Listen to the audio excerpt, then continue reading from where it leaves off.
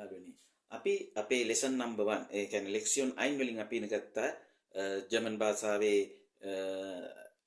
හෝඩිය ගැන අපි අද ඉගෙන ගන්න යන්නේ අපිට ඉතාමත් වැදගත් වෙන විෂයක් ගැන. අපි ඊට ඉතර ප්‍රථමයෙන් අපි පහුගිය පාඩමේ සාරාංශයක් නැවත ඔබට යොමු කරලා අපි lesson එකට යමු.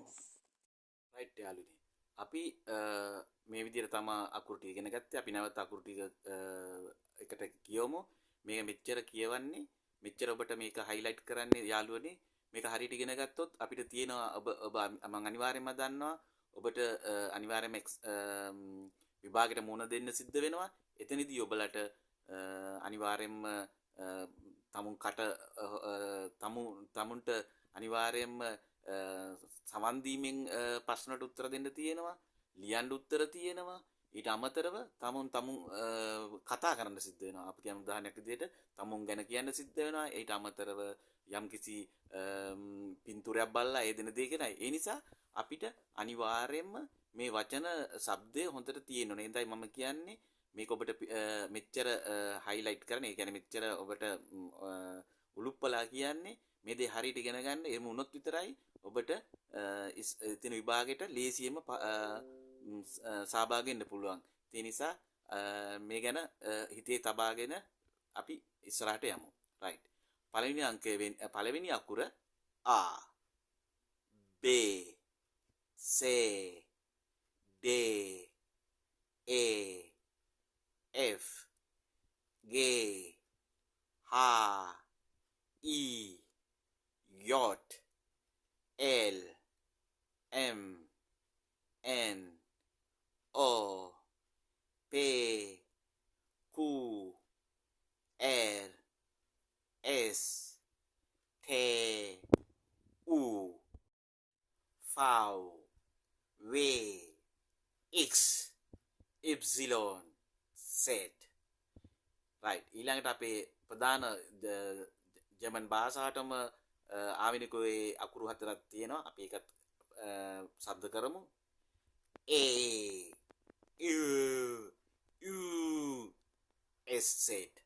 right. මේක තමයි අපි පහුගිය පාඩමේ ඉගෙන ගත්ත අකුරු 26ත් ඊට අමතර ජර්මන් භාෂාවටම ආවෙනික වෙච්ච ඒ අකුරු හතරක් ඉඳලා අපි දන්නවා ජර්මන් භාෂාවේ ඇල්ෆබෙට් එකට අකුරු 30ක් තියෙනවා කියලා. okay right.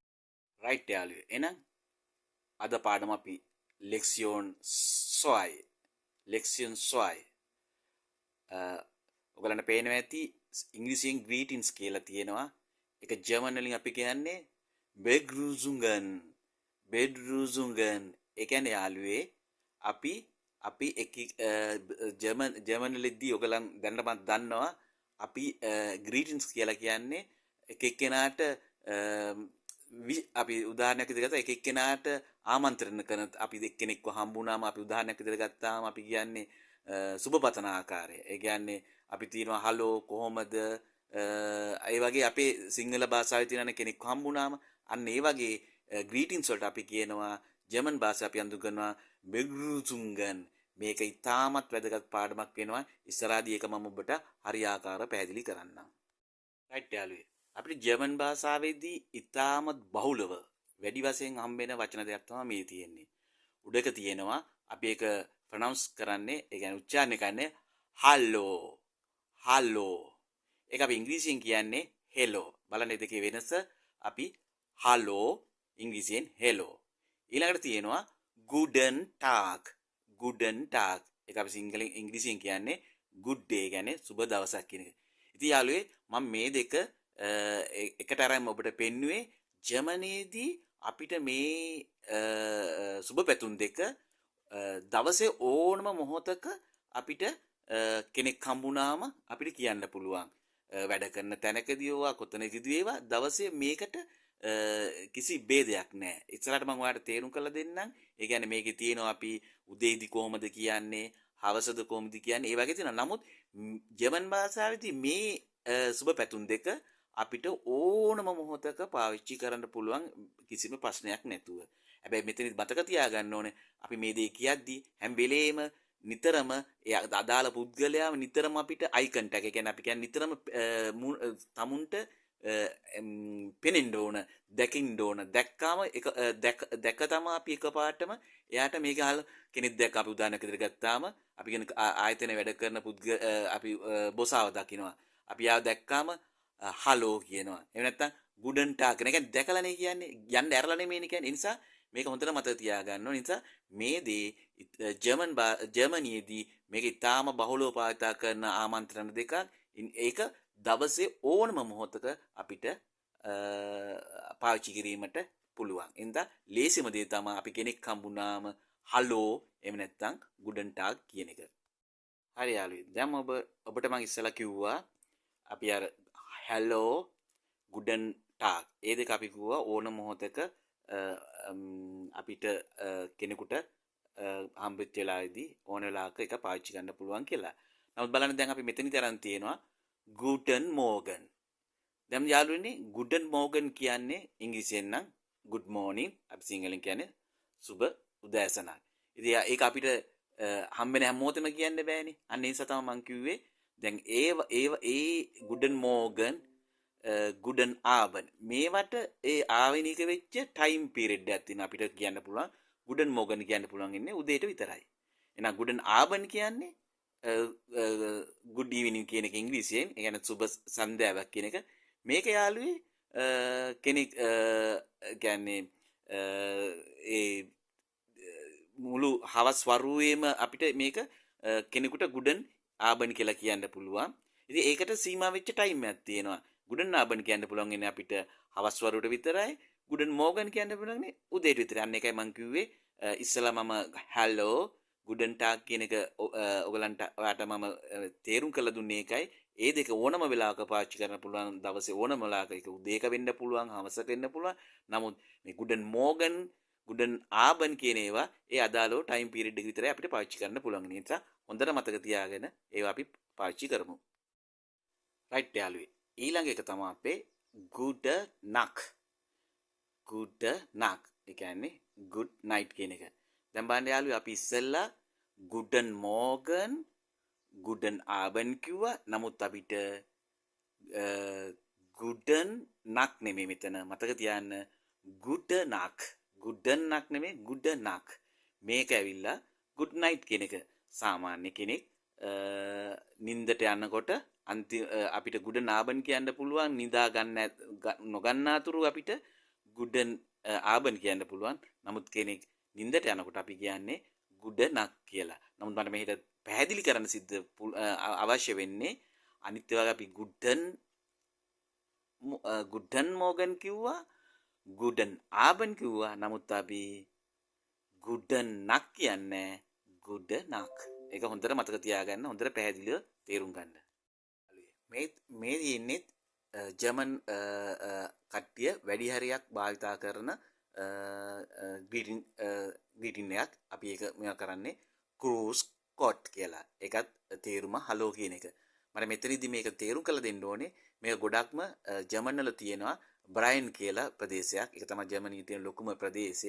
ඒ අය වැඩි හරියක් භාවිතා කරන්නේ මේ ක්‍රමය තමයි grüß Gott කියන එක. ඉතින් විශේෂත්වය වෙන්නේ ඒ වගේම ජර්මන් භාෂා කතා කරන තව රටවල් තියෙනවා. ඒ අතරින් ඕස්ට්‍රියාව දන්නා. ඕස්ට්‍රේලියාවේ වැඩි වශයෙන්ම මේ ග්‍රීටින් එක තමයි භාවිතා කරන්නේ. ඉතින් බලන්න යාළුවනේ මම ඔයගලන්ට ඇල්ෆබෙට් එක කියලා දෙද්දි උම්ලවුට් ගැන කියලා දුන්නා. ඒ වගේම එච්සෙට් ගැන කියලා දුන්නා. බලන්න මේවා අපිට හඳුනා ගන්න සිද්ධ වෙනවා නේද? ඉතින් ඒ නිසායි අපි හරියටම දැනගෙන අපි යමු. එහෙමනොත් අපිට පහසුවෙන් මේ දේ ජර්මන් භාෂාව පහසුවෙන් ඉගෙන ගැනීමට හැකියාවක් ලැබෙනවා. හලෝ යාළුවනේ. මේ ක්‍රමයක් මේත් අපිට ජර්මන් භාෂාවේ වැඩි වශයෙන්ම හම්බෙන ග්‍රීටින් එකක්. ඒක අපි ප්‍රොනවුන්ස් කරන්නේ සෙවුස්. සෙවුස් කියන්නේත් හලෝ එහෙම නැත්නම් බයි කියන එක. මේවා කොමන් වශයෙන් අපිට ජර්මනිය තුලදී හම්බෙන තව ග්‍රීටින් එකක්. හලෝ යාළුවනේ. මේත් අපේ ජර්මනිය තුල වැඩි වශයෙන් හම්බෙන ග්‍රීටින් එකක්. චූස් කියන්නේ බයි කියන එක. මේවා මම ඉස්සලා දීපු ඔයගලන්ට සර්ව්ස් මේ වගේ ග්‍රීටිනුත් අපිට දවසේ ඕන මොහොතක පාවිච්චි කරන්න පුළුවන් ටයිම් භේදයකින් තොරව. ඒ කියන්නේ කාල භේදයකින් තොරව. ඉතින් මේවත් ජර්මනියේ බහුලව අපිට හමු වෙන ග්‍රීටින් එකක්. රයිට් යාළුවෝ. අපිට තවත් හම්බෙන greeting දෙයක් තමයි මේ තියෙන්නේ.